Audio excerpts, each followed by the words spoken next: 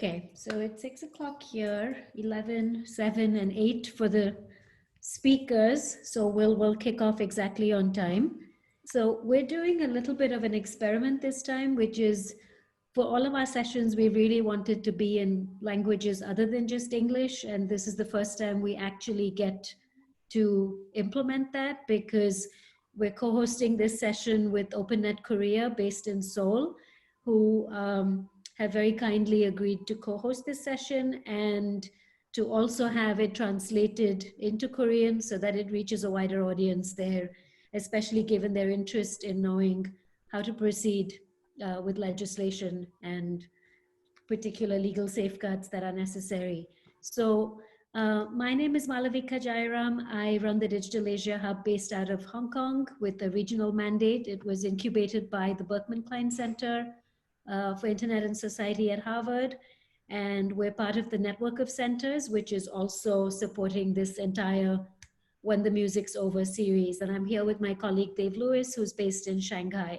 So we have a really interesting star-studded panel today. We have KS Park from OpenNet Korea and the Korea University Law School.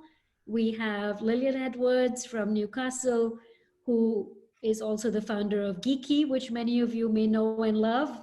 And we have Greenleaf from UNSW in Sydney, who I've sometimes referred to as a privacy institution just by himself.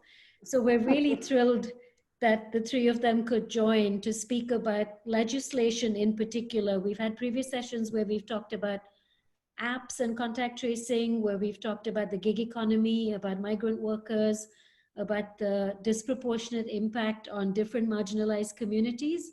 But in this particular instance, we really wanted to double down on the law and the role that it can play in providing very essential safeguards, particularly given the theme of this series, which is about the not just the short-term impact, but the long-term impact of measures that are being rushed through, whether it's under emergency powers or otherwise, of systems, technical, social, economic, and legal, which might have really immense transformative powers for the good and the bad in the long term, and which will be incredibly hard to dismantle once the crisis is over. So that's kind of the backdrop against which we've been running this entire series.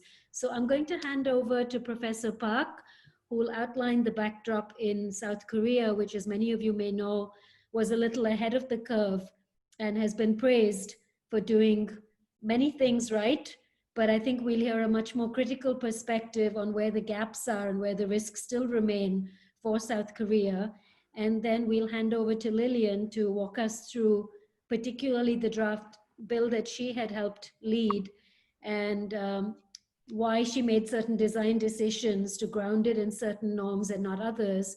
And then to Greenleaf to talk about the Australian laws and COVID safe. And then we'll have KS Park moderate the rest of the discussion. So over to you, KS. Yes, thank you, Malavika. Thank you for initiating this and letting us letting us OpenNet Korea host the event. And let me speak on the Korean legislation, which I was dying to share with overseas scholars and activists and get the opinions on. So I'll go straight in to the current status. So Korea is just about the only major country affected by COVID-19 that has not closed its borders to any country, nor has mandated long-term general lockdown in any geographical area. I call this Korea's open border and open business policy. Korea found this success by quickly reactivating Section 76-2 of Infectious Disease Prevention Act. It is it was legislated back in 2015 in response to the MERS outbreak. If you remember, Korea was the only country outside the Middle East that was hit big by MERS at the time. That law, Section 76-2, allows comprehensive location tracking of patients, actually patients and some other people, but I'll get to that later. And the theory, at least the postulate, is that allowed identifying early worldwide targets. What we mean is test-worthy targets for testing, and thereby quarantining the ones who test positive before spreading the virus. Now, under the law, it's all done without the patient's consent. Probably this is the, as far as I know, this is the only law in the whole world that even in peacetime, even in ordinary times, allows non-judicial, non-consensual location tracking. And on top of that, Korean law allows compulsory access to credit card records, just to make sure exactly which store the patient was at inside the mall building, and CCTV clips, and also even hospital records if the patient has gone to some other clinic. So that is the postulate, and there are easy problems to point out. I'll get to that a little bit later, like local government chiefs is allowed that compulsory access, and the police being the intermediary for that compulsory access. But there are harder problems which come from the fact that I really could not find a clear human rights standard on non-supervised surveillance for administrative purposes. Surveillance not surveillance for non-criminal investigation purposes. So that's why it was so difficult to evaluate. There are many other aspects, like location tracking of the patient going forward, and also mandatory installation of a location tracking app. But all of that all of that are related to whether this non-consensual location tracking is allowed.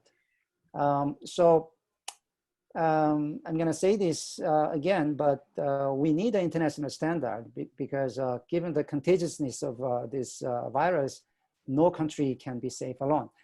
Let me get to the prevailing theory here. So if you look at the numbers here, Korea so far has tested only 1 million people. So if you look at the numbers on the top right, I'm sorry. If you look at the numbers in the middle, Korea is known for heavy testing, but if you look at the number of tests per 1,000 in population, Denmark, Italy, US, New Zealand, Canada have tested many more people than South Korea. The United States have tested 20 million people, but the country is only 6 times larger in population. So this means that Korea could contain with a much lesser number of tests than other countries. And you can, I mean, the top right corner, the numbers there, that's not news. You already know how the virus went out of control in US, Italy, and Turkey, and compared to South Korea. So maybe what's happening is testing is coming in too late. Maybe we are quarantining people only after the virus has spread. So if you look at WHO guideline and Korea's CDC guideline, they do not recommend testing asymptomatic people without symptoms. But in Korea, there are many instances of asymptomatic testing. So many are tested even without any diagnosis at all. I talked to the prevention administrator in Seoul just a few days ago. I asked for, how many of those tests are done on people without symptoms. They didn't keep record because they did so many of them. Some of them got tested even without seeing a doctor. So that just shows how early they intervened, how early and even without symptom, the testing was done.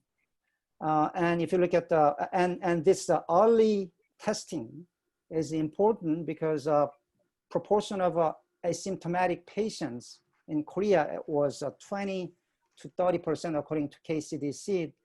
That was an interview on June 3rd.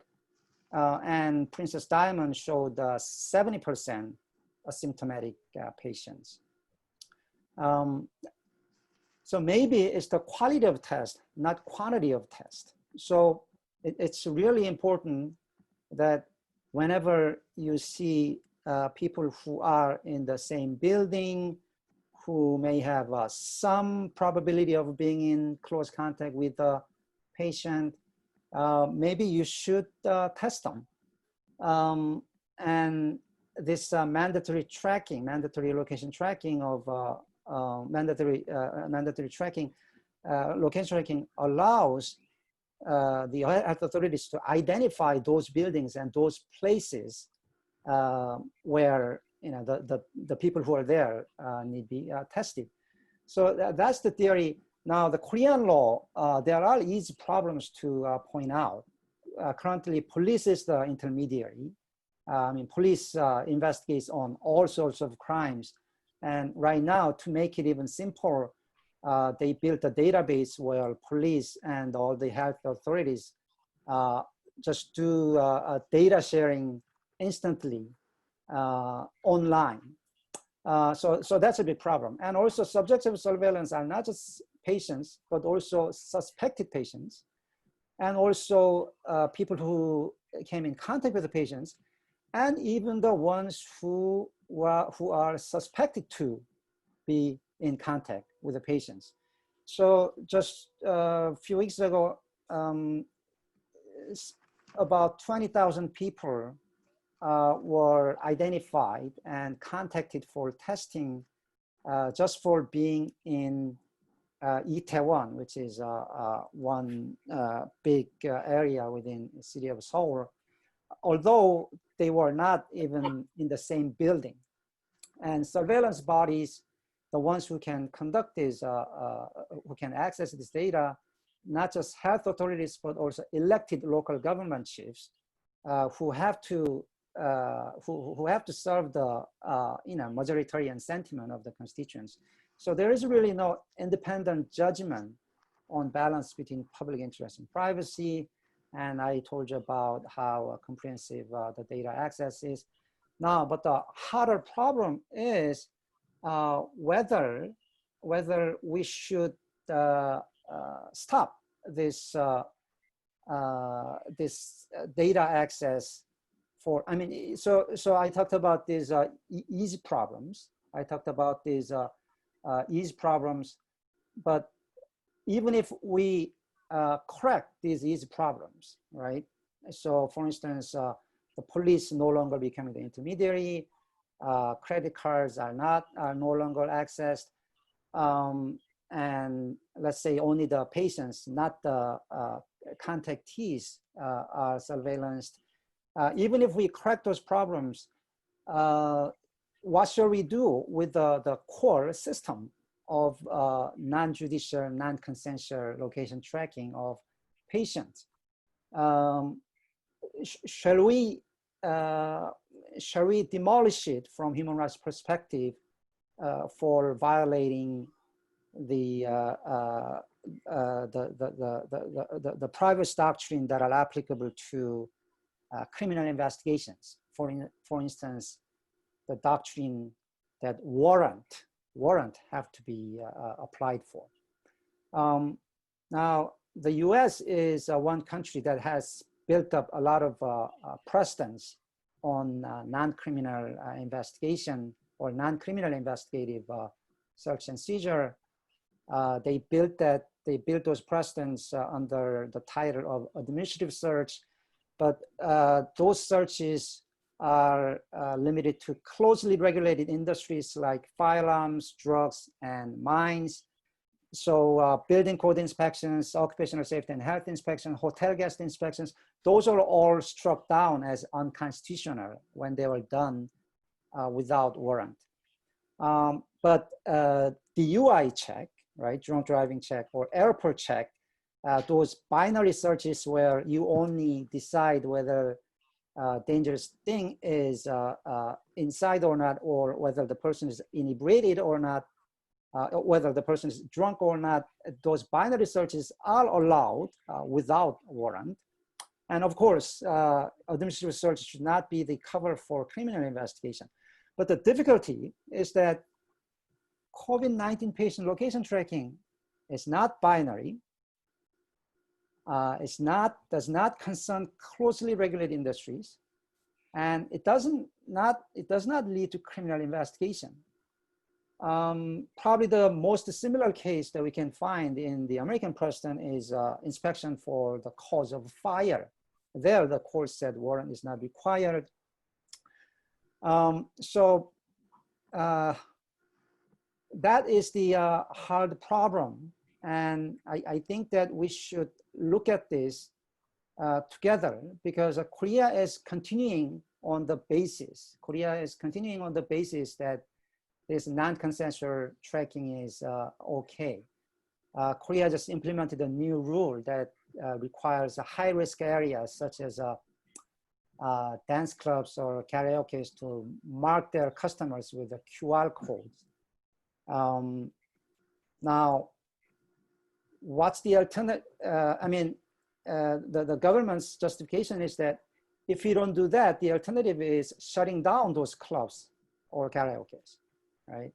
And Korea is continuing with the 14-day mandatory quarantine for anybody coming into the country. During the 14-day, you are under surveillance. You are under surveillance via location tracking app that's mandatorily downloaded, installed on your phone the minute you enter the country. So there have been criticism of that, but the government says, well, what's the alternative? Well, not being able to enter the country at all, right? The only other option is we shut down the border. So, I mean, one easy way out is just call this a cultural phenomenon that's possible only in Asia. But given how contagious this disease is, no country will be safe from COVID-19 unless the whole world is safe from it. And we cannot prolong lockdowns into eternity that has forced people into a choice between starvation and infection. And we must somehow find a long-term sustainable balance between privacy and health. And we should find that balance together. We should. That's why this discussion is important. So I'm really hoping to hear some guidance from overseas experts. Thank you. Thank you, KS. And I know that in particular, you'd like to hear Graham and Lilian's thoughts on the situation in Korea. So we hope they'll both address that during their talks as well, or during the Q&A. So thank you so much for sharing that background to Korea. And if we move to Lilian now, Lilian, floor is yours. Hi. Hi. Let me just share my slides with any luck. This didn't work last time I did it, by the way, just to be helpful. There we go. Can you see that? Yes. Yep, cool. Okay, right. Yes, no, it's very, very interesting to hear that story from Korea. It's very different than the way that I did think about our bill, and indeed it's a very different situation from that in the UK. So I'll probably go slightly off piste on these slides actually and talk a little bit more about the UK than I have here. So first of all, just that slide gives you the URL, the permanent URL for the model bill, which was drafted by myself as lead drafter, but then a team came in and helped me, really assembled from data protection experts, public law experts, and some people from other countries, including the US and Germany, to get a few more perspectives. But I have to say that the overall responsibility for all the mistakes is mine. So that URL is permanent. It's gone through various versions, but they get updated at that one URL.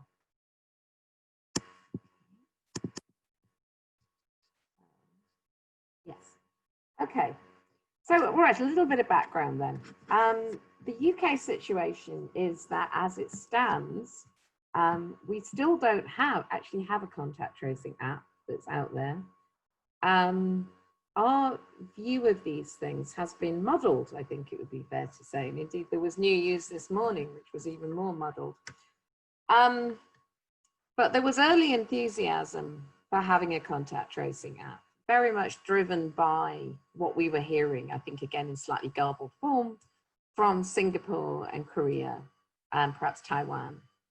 That the contact tracing app had been an essential part in them avoiding lockdown in the case of Korea, or at least having a fairly minimal lockdown and emerging into the future. So I'd say there was this early enthusiasm that was driven really by Matt Hancock, who is our current Secretary of State for Health, and used to be the Secretary of State for digital and media stuff. And so he came from this background of being very enthusiastic about apps. So what happened? Where I came into this was that a lot of the debate in Europe was around this idea of centralized versus decentralized architectures, which I think we didn't talk about too much so far. So we started in Europe, even in the UK, I think from the position that the kind of mass personal data surveillance, let's call it that, that's just been described, would not be acceptable to the population. It's interesting to know if that's actually true. The attitudes work's been all over the place again. But certainly it wouldn't have been legal, given that we have the GDPR, we have the General Data Protection Regulation, and then we also, as Graham has been saying, we have the backdrop of the European Convention on Human Rights, which is incorporated into UK law in the Human Rights Act 1998, and which guarantees the right to privacy. So, the debate became entangled in the work that was being done originally by a European consortium called DP3T, which became to some extent the basis for the Google-Apple protocol, which builds a decentralized API. And what that means really is that data of proximity, not location, but proximity, is collected using the Bluetooth protocol on your smartphone. In fact, using a less battery-intensive version of it called Bluetooth Low Energy. So that means that you can assess whether you've been near people and indeed how many people you've been near, at what distance and for how long, but it doesn't gather location. So the attitude in this architecture, and indeed in all the architectures for European apps pretty much, is that we are not invasively gathering actual locations. We're not gathering obviously identifying personal data, but we're using Bluetooth instead. So that's kind of step one. But then the argument becomes, do you build a system where that proximity data is essentially held locally on people's phones, which is the decentralized model, and the contact alerts from someone who's been proven to be infected are propagated out in this kind of peer-to-peer way? Or do you build a centralized system where the proximity data is uploaded to a central server, which the health service and thus ultimately the state have access to? And that debate became very polarized about privacy, because the decentralized architecture is clearly the best guarantor of privacy here, because the state doesn't get access to that data. So it can't store it up for the future as mass surveillance. It can't store up the social graph of everyone in the country. But the claim in the UK was and is that they needed to build a centralized system to get more data, because they wanted not only to detect proximity for simple serving of contact alerts, but they also wanted the more data to try and assess the epidemiological spread of the disease, right? Now, that's been a very contentious claim, because very many other countries, Switzerland, Austria, Latvia, Italy, Northern Ireland, Southern Ireland, etc., have all decided that they don't need that data, that they can cope without it, because they've gone for the decentralized architecture that's being promoted, that's being enabled by Google and Apple. Yeah. So we came into this in the middle of this debate, where the UK had made, and indeed so far has still made, this decision to go for the less privacy preserving architecture. Yeah. Which is not where I would like to have been, but it's where we were. So given that, having rejected, as it were, the full protection of the computer code that was available, my feeling was that we needed legal code. We needed legal safeguards. Now, the government's attitude on this, again, wasn't, it still is, that we don't, because we have data protection. And this is what Matt Hancock has repeatedly said. We don't need any new law. My own feeling is there's a lot of politics behind that statement, that the idea of there being a new law, which is supported by Labour, is supported by the Joint Human Rights Committee, is supported by the Liberal Democrats, is supported by basically most of the opposition that isn't the government, and quite a lot of people who are in the government, that would bring the matter to a parliamentary debate, which would leave space for there to be discussion about the very many things which don't seem to have been done that well in our history of dealing with COVID-19. So that's my view of the politics on it. However, as I said, there's been support for the bill from several select committees and from several key parts of the opposition. So you never know, we may yet get a safeguarding law. We do have data protection.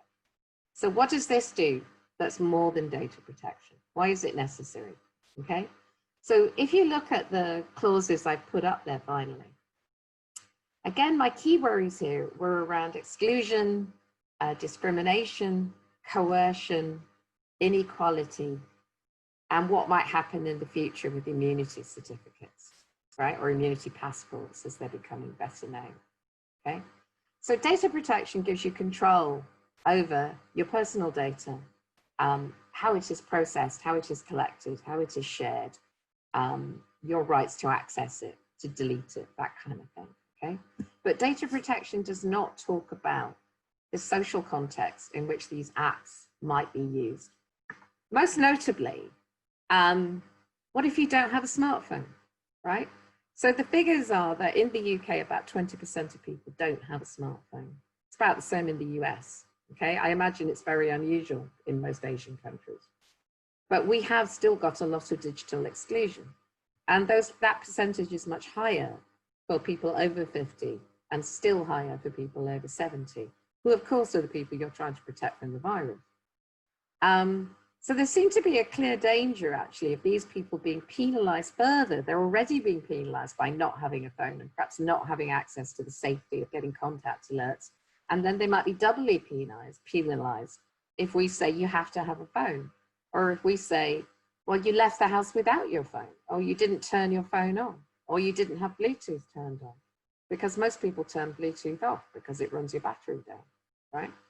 So it seemed like a no-brainer to say as an absolute first line that no one should be penalized for any of these things, because it's a complete breach of your autonomy rights, but more importantly, perhaps, it would be double discrimination. It would be double punishment for being already digitally excluded, okay? And it would be incredibly counterproductive in terms of gaining the trust and confidence of the population, which is the point that's been repeatedly emphasized. So if I follow up on that point about trust and confidence, one of the points about contact tracing apps of the type that we're talking about, Bluetooth apps, is that they need a lot of people to download them for them to work. The figures from the work that was done in Oxford here said you need about 80% of the smartphone owning population to install it and use it for it to work, okay? Since you've got 20% not having smartphones, that means you've got to have about 60% of the population downloading it, yeah? That's since been kind of downgraded to about 50%. I'm not quite sure on what epidemiological databases. So given that public interest in a very substantial part of the country downloading the app, and as a comparison, you know, one of the highest ever downloaded apps is WhatsApp, and it was only 56% of the population. These are very, very high figures. How are you going to make people do this, right? Obviously, you're going to have a public health messaging campaign, which is what we're having right now. Obviously, you tell people it's their civic duty, but lots of people are suspicious of downloading stuff, or they're inert. They just don't want to do it. And some people are actively scared. And again, anecdata, because we don't have clear empirical data on this yet, but certain groups, so for example, certain ethnic groups, certain religious groups, might be unusually worried about downloading what they perceive as a surveillance app. They might be worried it will in some way link them to terrorism, or link them to radicalism, or link them to you know, jihadi behavior. Or they're worried perhaps that it might expose them in some way to the tax authorities or the welfare authorities.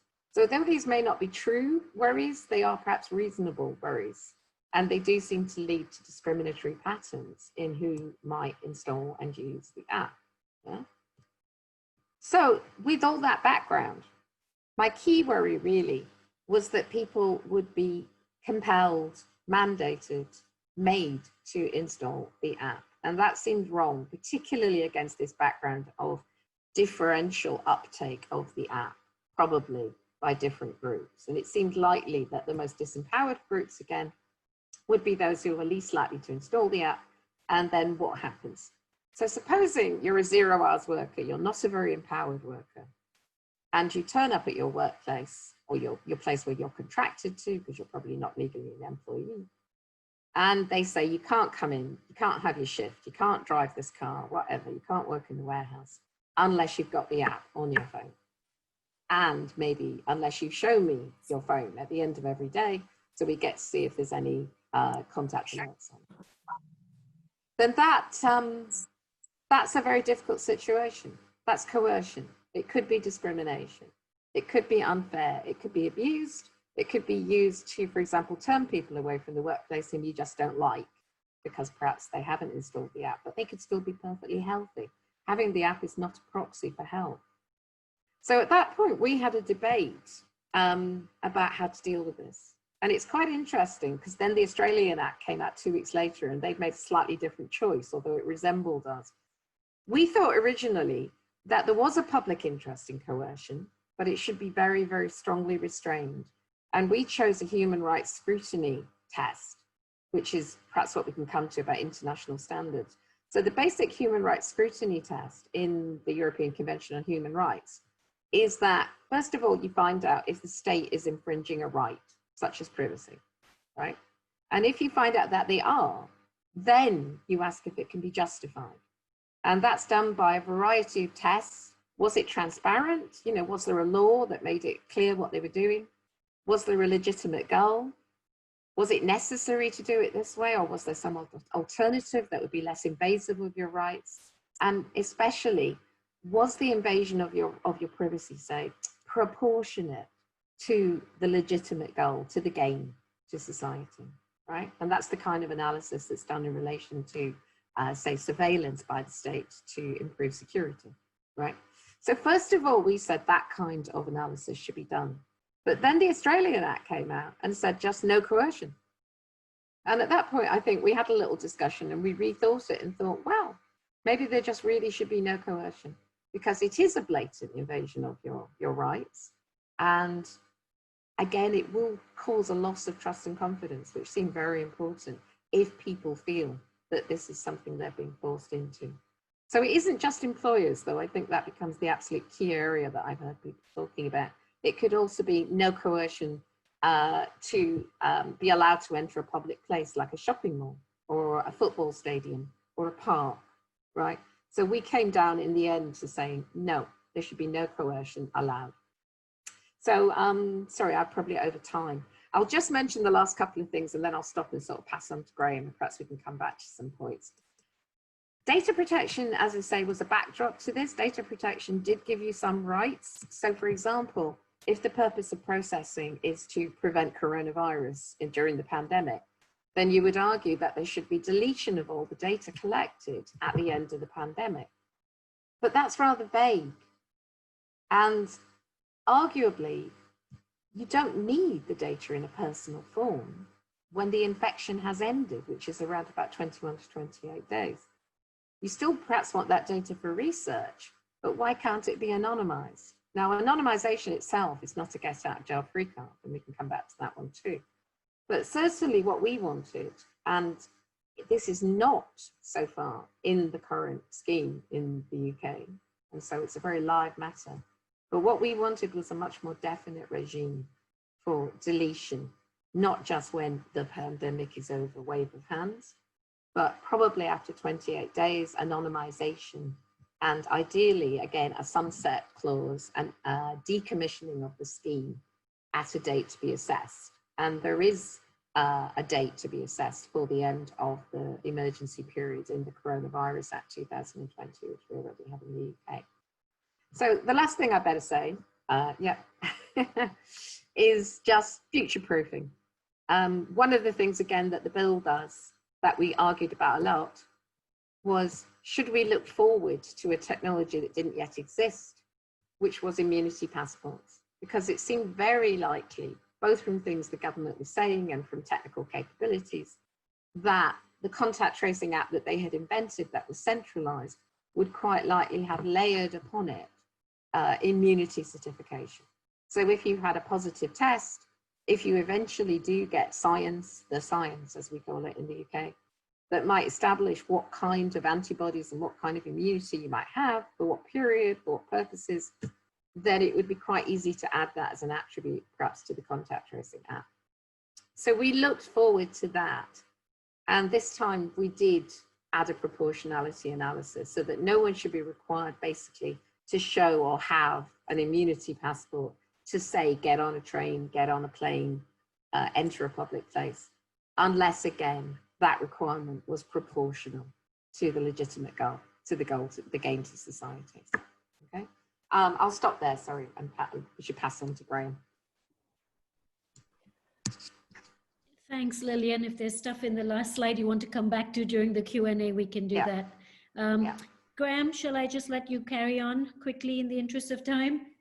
Okay, Malavika. Lovely, thank you.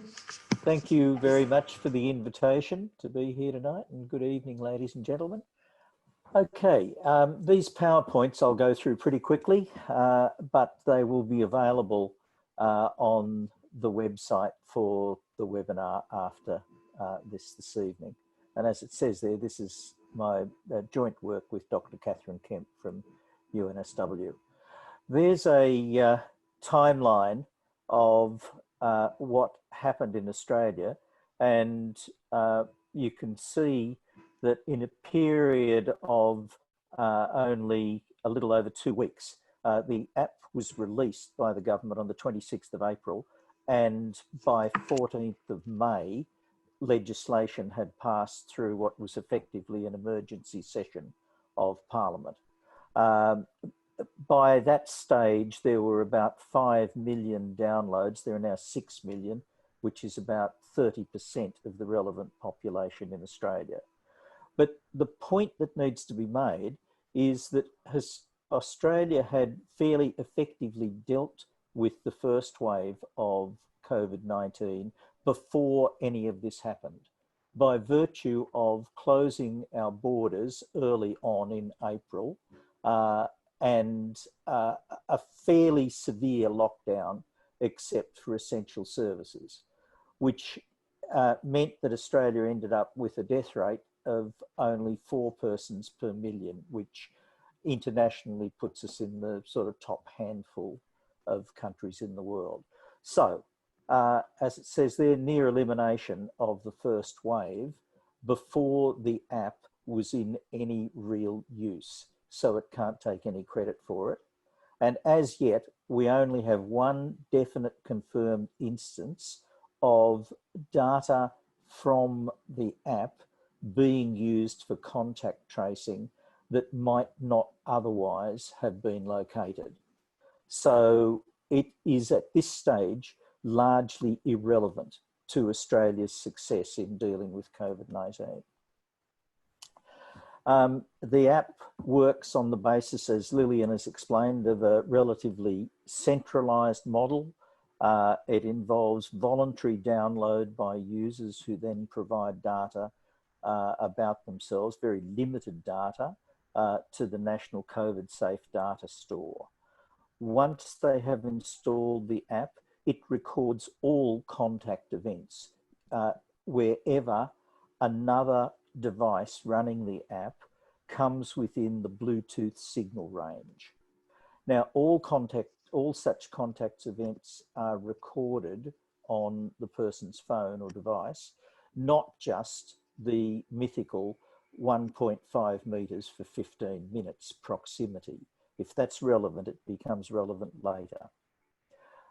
And if a user with the app is diagnosed as positive, they are asked to consent again to their log of contact events being uploaded and are given a PIN to do so. The data from their phone is then passed on to the state and territory contact tracers, health department contact tracers, who are a fairly skilled group of people. And at that point, it may be that the National COVID Safe Store only discloses to the contact tracers data limited to some form of proximity, the 1.5 metres, 15 minutes. But that is unknown because the contracts between the federal government and the states and territories have not been released. And at that point, contact tracing by human means starts. So that's the way it operates.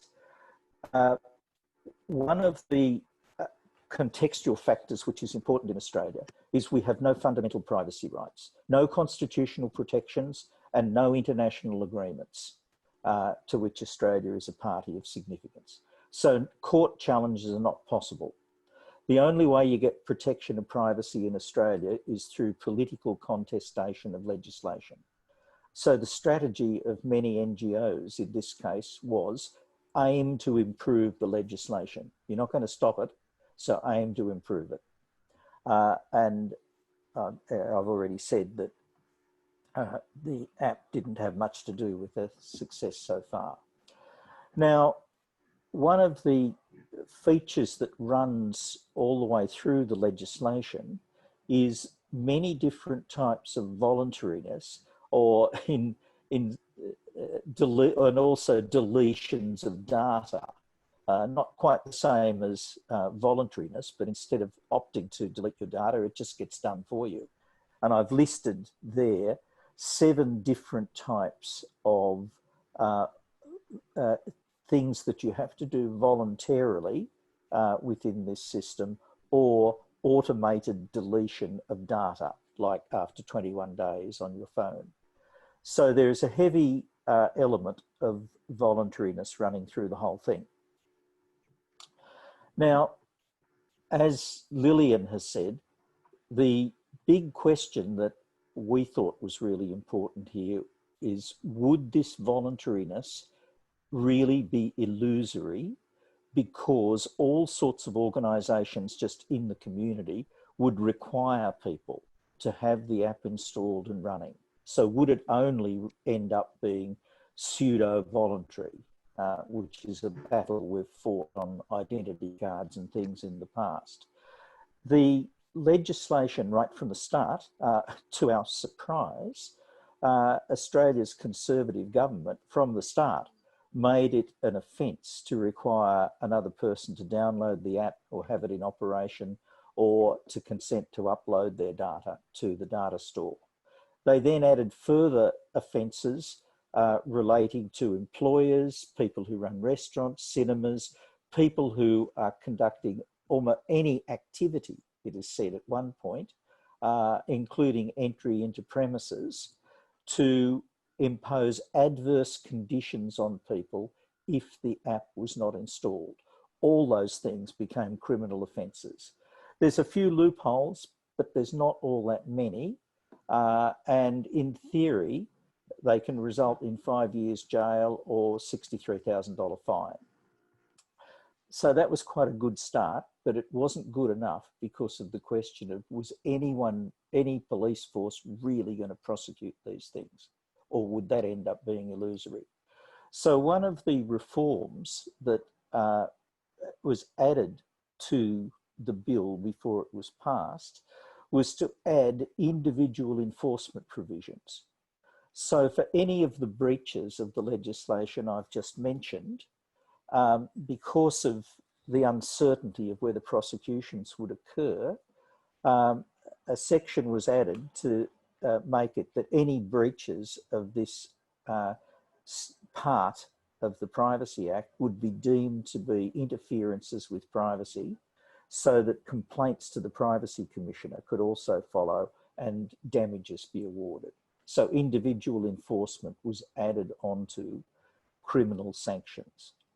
Now, it's still early days, but there's little, almost non-existent evidence yet of breaches of those anti-coercion provisions or finding loopholes in them. So that's been quite good news so far. One of the other big questions, of course, is, will surveillance creep occur? Now, the part of the answer to that is that the permitted uses of data in the Act are extremely restrictive.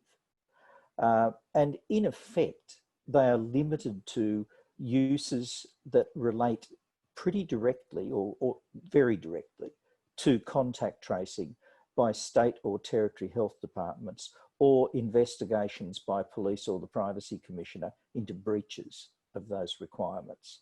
And as far as statistical uses are concerned, that was completely narrowed down by a last-minute amendment.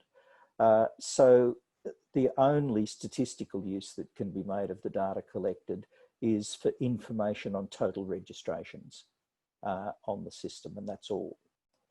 So very different from the UK position.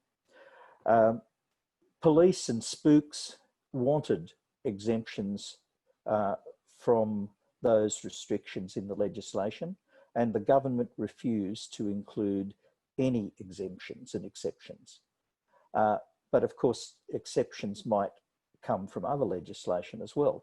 So they put in a clause saying that Part 8A, the COVID safe provisions, would cancel, is the word used, the effect of all existing Australian laws that are inconsistent with Part 8A.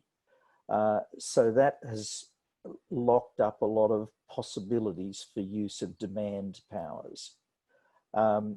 And future legislation would have to be very, very specific to get around that as well. So if there is any surveillance creep, it will have to be very explicitly legislated in future and will destroy the trust that's needed for voluntary participation. So I would think it would cause a mass exodus from use of the app. Finally, the other hardy perennial question here, are temporary surveillance systems always permanent? Now, history suggests that surveillance systems are very rarely undone once they are built. And there is a one problem in the legislation at the moment, that the uploaded logs of people's contacts remain on the central store for the life of the system. There's no expiry and no deletion on request, and that was something that could have been improved in the legislation. However, there is a sunset clause. The Minister for Health can determine, make a determination that the app is no longer required, because there is no COVID-19 in Australia, if it got to that point, or that the app was no longer deemed to be effective in dealing with what remnants of COVID-19 were left. And to do this, he has to first receive advice from the Chief Medical Officer or the Committee of Chief Medical Officers. And then, once that determination is made, the administrator of the central store is required to delete all COVID app data, to stop making the app available, and to advise all users to delete it from their phones. So on paper, that's good, but there's nothing to force the minister to call for such advice, or the medical officers to give the minister unsolicited advice. So there should be some independent party who can trigger that process, preferably the Privacy Commissioner, but that's not there. And a little bit similar to what KS was saying, there's no legislated standard of what it means to say that the app is no longer effective. So there's no objective standard to measure that requirement for termination against. Nevertheless, the requirement is there. So to conclude, I think the point is that the Australian government has gambled that strong legislation, or legislation with considerable privacy strengths, can induce sufficient trust for voluntariness to work. That's the gamble they've taken. It may be that if there is a second wave of infections, now that people are going back to work, going on public transport, and winter is coming on, it might show that the COVID Safe app has a much greater opportunity to be effective than it has proven so far.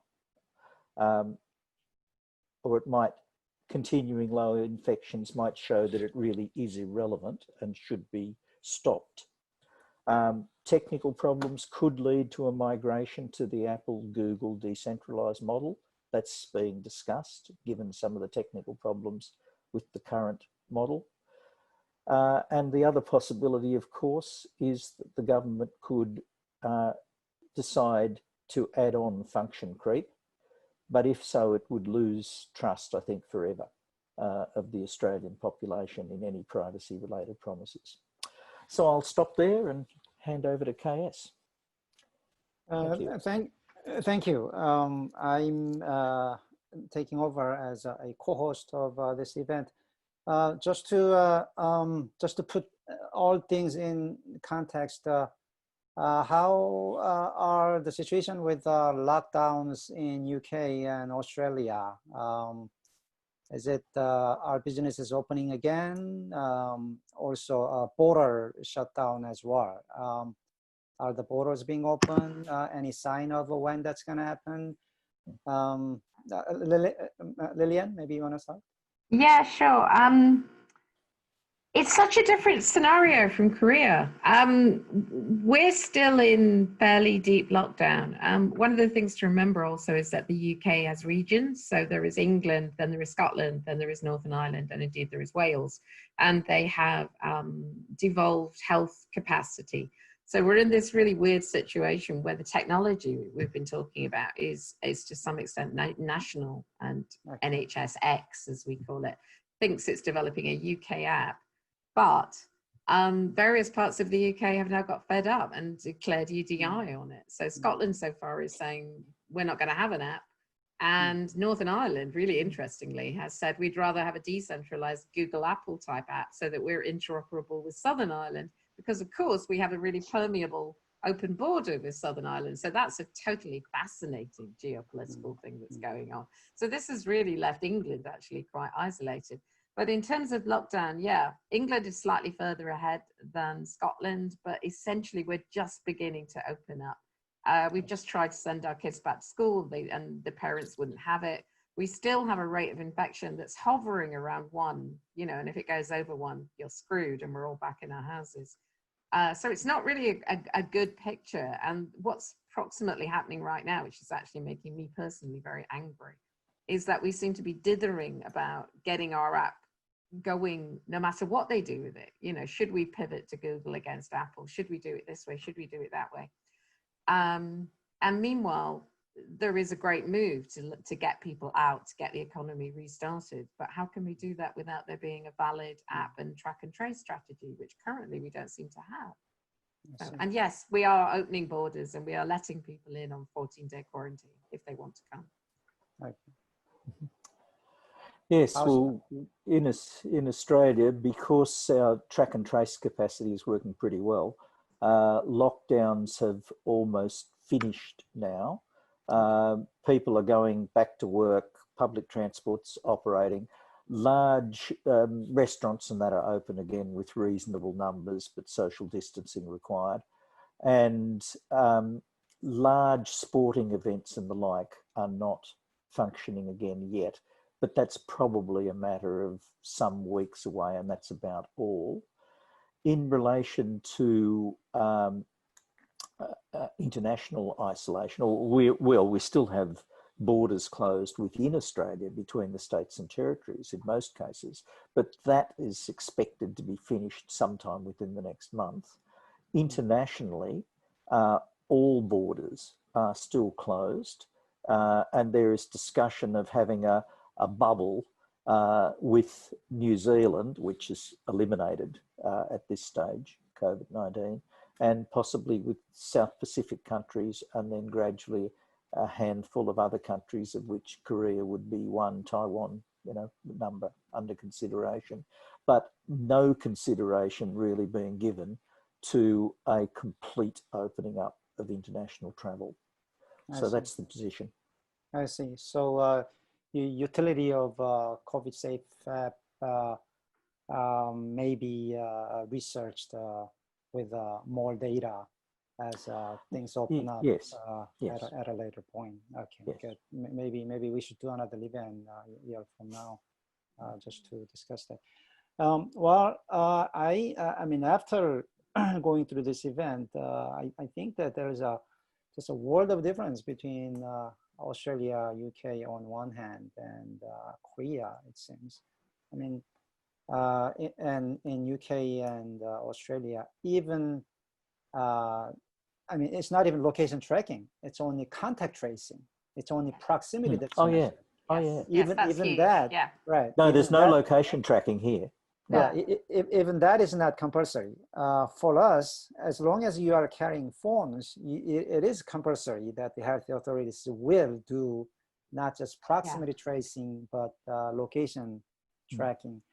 And I assume the policymakers in your countries have no interest or no political will to emulate anything like what Korea is doing. But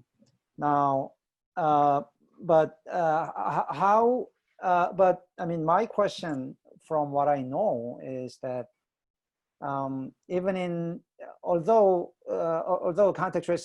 carrying contact tracing app is not made mandatory, as long as you are carrying phones, the governments in your respective countries can always access the location information through cell tower tracking. You know that? Not legally. No, okay. No, not legally. Again, yeah. For we have quite stringent rules on that actually, because it's been a very, very heated point of comparison. And we do have, and this was actually my model, something I didn't get to talking about, we have an interception commissioner and an interception tribunal. Mhm. And it's reasonably powerful, actually, I would say. I would say it's doing a reasonably good job of policing that, making sure the right warrants and so forth are obtained. And my model, actually, of a coronavirus safeguards commissioner was very much modeled on the IPT, the interception, the investigatory powers tribunal, and the interception commissioner. I see. Okay, well, we have questions from the audience. Let me see. You can read the background. I'll just read the actually, I guess everyone can see the questions and answer.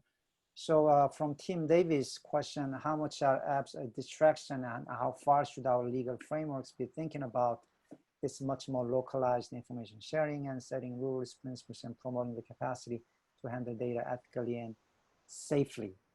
I think it goes to the ultimate utility of the apps. Anyone wants to take a crack at this?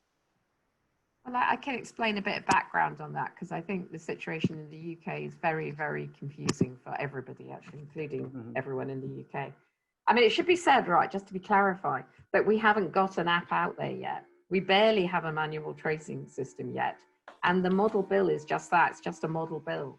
You know, it's not law, and it will probably never be law because the government is refusing to give it any parliamentary time. So it's not nearly as good a situation as it perhaps looks.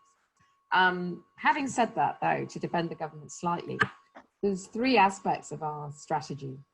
There is the app, there is track and trace, which is mostly the manual tracing that goes in, and the results of that go into a database. And there is our database that's called a dashboard, which is the one that's had a lot of bad press because people like Palantir are helping to build it, who don't have the best privacy kind of reputation. But what's being referred to in that question is Serco, who are a kind of outsourcing company, helping to set up the manual tracing, regime. And they're not doing a very good job of it, from what one hears. But that is actually separate from the app. So you can't actually blame anything about the app on Serco. I just want to make that clear, because the journalism's been really confused. Okay. There's a second question. Well, it's an input from Raman Chima that there is a mass telecom location data collection and linking to health records happening across several Asian countries. What do you think, Lilian and Graham? I mean, is this a cultural difference between Asia and other parts of the world on privacy? I mean, my position in my presentation was that we should not just let this cultural difference explain everything. Otherwise, we will be. Graham, you know, say something. Oh, KS, I would agree with you that the questions of cultural difference are not the explanations here.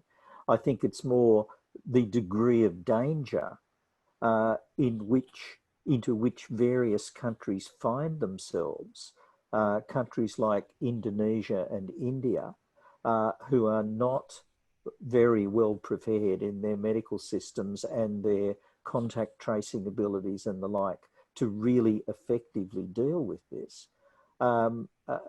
It is more likely that there is I don't know if it's fair to call it a panic reaction, but a very strong pro-surveillance reaction because they don't have other resources with which to deal with this getting out of control.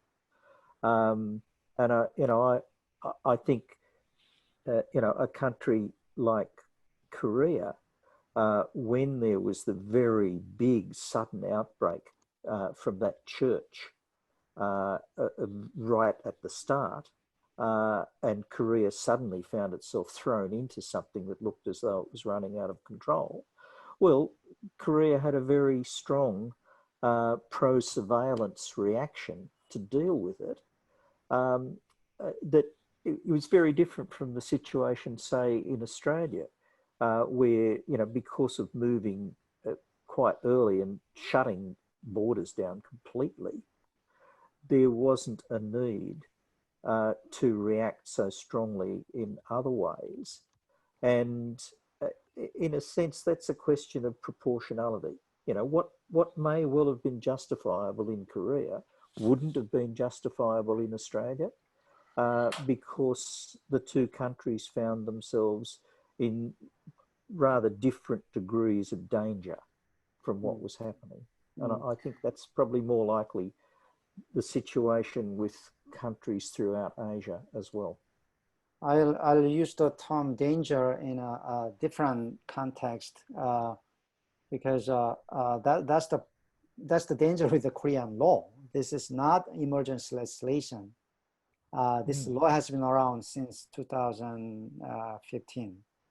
And with the popularity of this law, although OpenNet Korea and some of us are preparing constitutional challenges to the law, even just to correct what I call the easy problems with the law, even if you don't challenge the core concept of a non-judicial, non-consensual location tracking. Even we are doing that, the public is very much content with how Korea has fought off the pandemic, and many think that as we are opening the businesses and opening borders, we'll need this because by opening, you are letting people in, you are letting people go to businesses. Then the more contacts there are, there is a greater need for surveillance. So, I mean, this is related to some of the questions that are coming in now. I mean, Korean law is as a very high danger of becoming part of a permanent system. And it is, I'm really asking others, although I can see that UK and Australia are just in a different echelon in terms of thinking about privacy, locational privacy. But I'm really calling for I'm not sure we're so different, to be honest. I mean, so the more I listen to this, the more uneasy I feel, really. I think Australia's in a different echelon, really. The idea, this is where I came in about the decentralized architecture debate, which oddly enough has passed all of our countries by to some extent, but has been the dominant argument in Europe.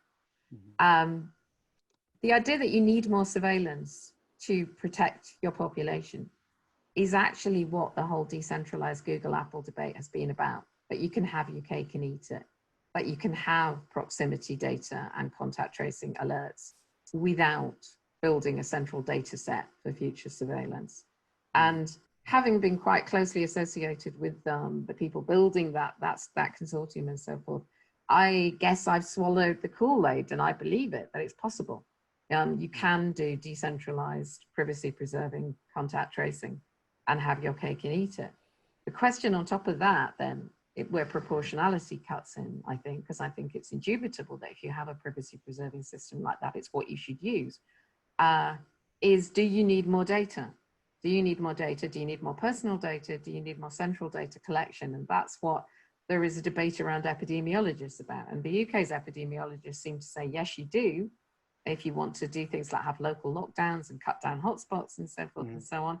Whereas most of Europe seem to have said, no, we don't need that actually. So it's all a bit perplexing, because France's argument about wanting a centralized app, and they're just about the only people left, I think it's us, France and Norway that are doing this in Europe, is more about data sovereignty than proportionality.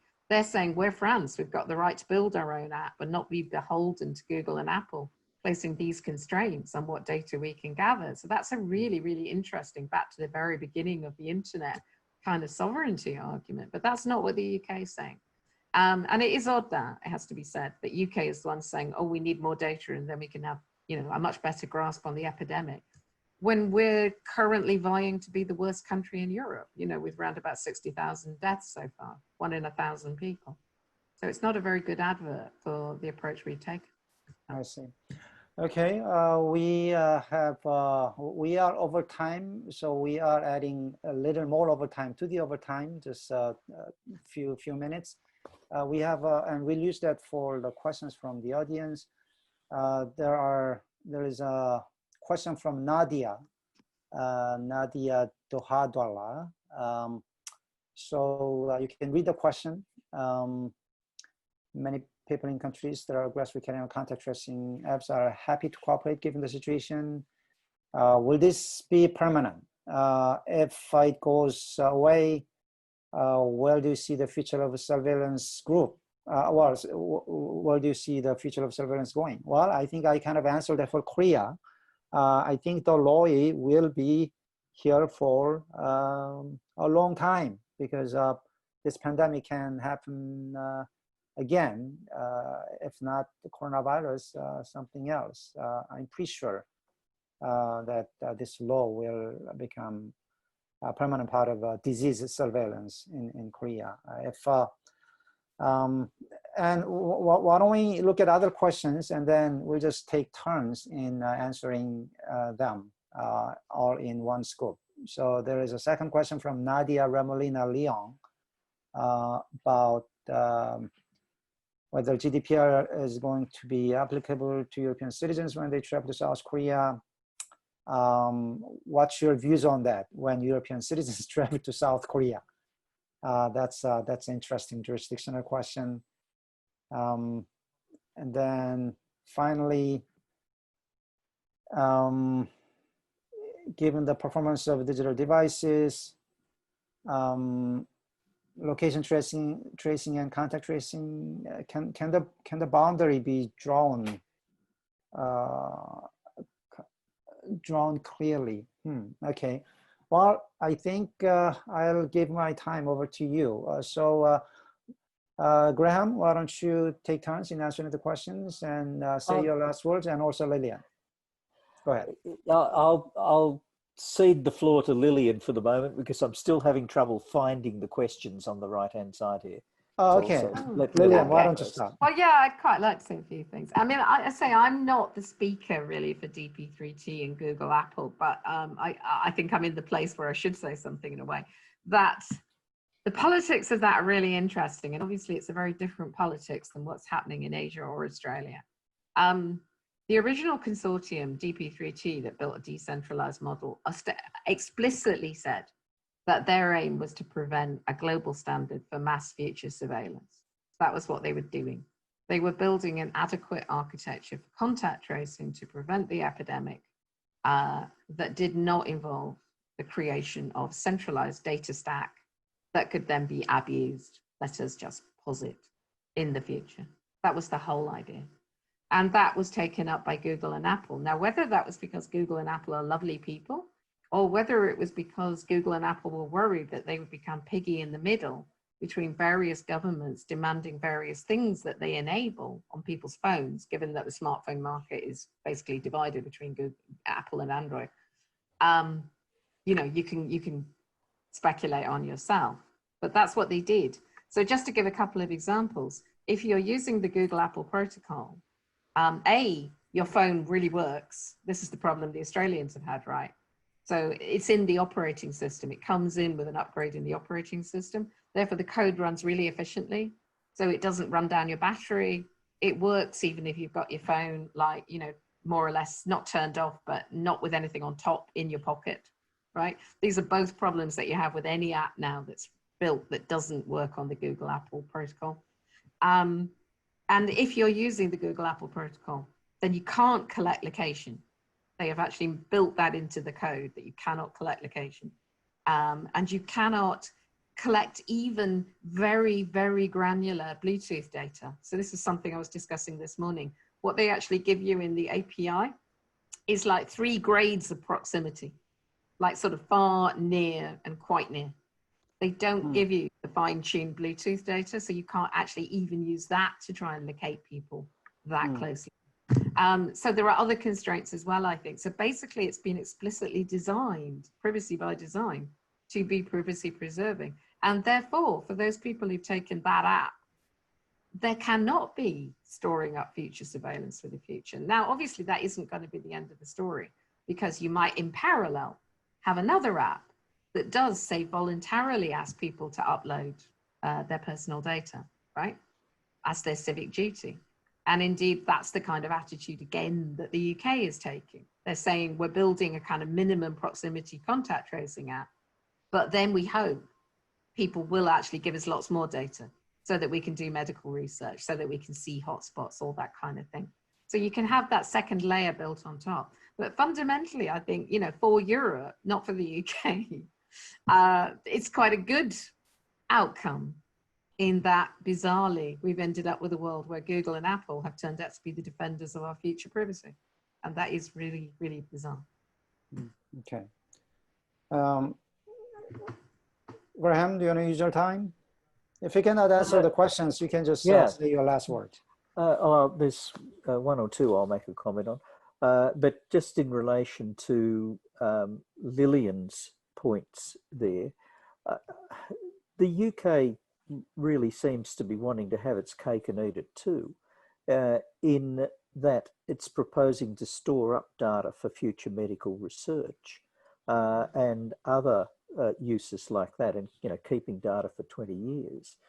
Whereas, I mean, at least the Australian government and its legislation has just taken a very rigid approach in order to try and induce trust by saying, look, we're just going to use it for this one thing.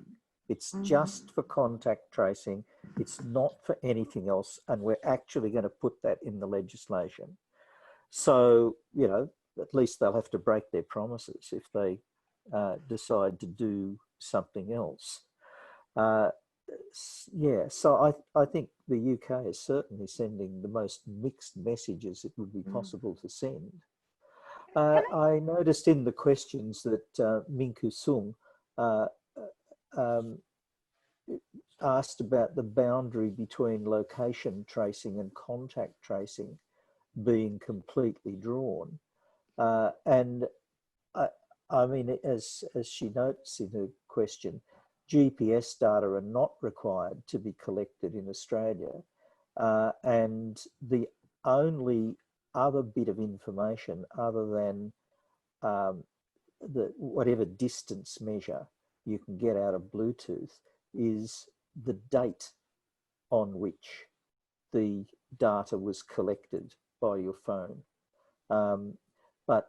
But nothing further on location.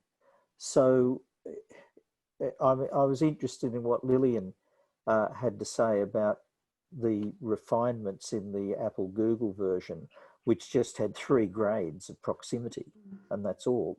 That seems like you know, a valuable addition, and I think it's something of a shame that Apple and Google are not allowing some of those improved refinements to go through to be used by systems that have what they consider to be centralized data collection, because it'd be better if they were also improving their technology to assist countries that are using the centralized model.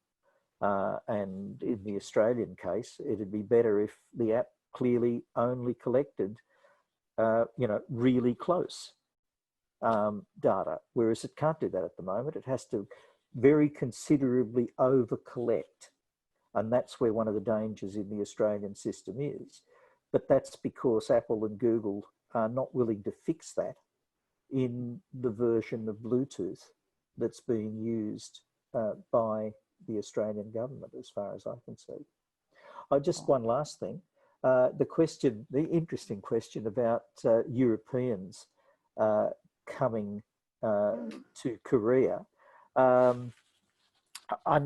think the extraterritoriality of the GDPR only applies in relation to actions that take place in the EU and that are being, you know, that are being observed, as it were, from an extraterritorial distance. But there's still got to be a nexus between European locations. So I don't think that'd work.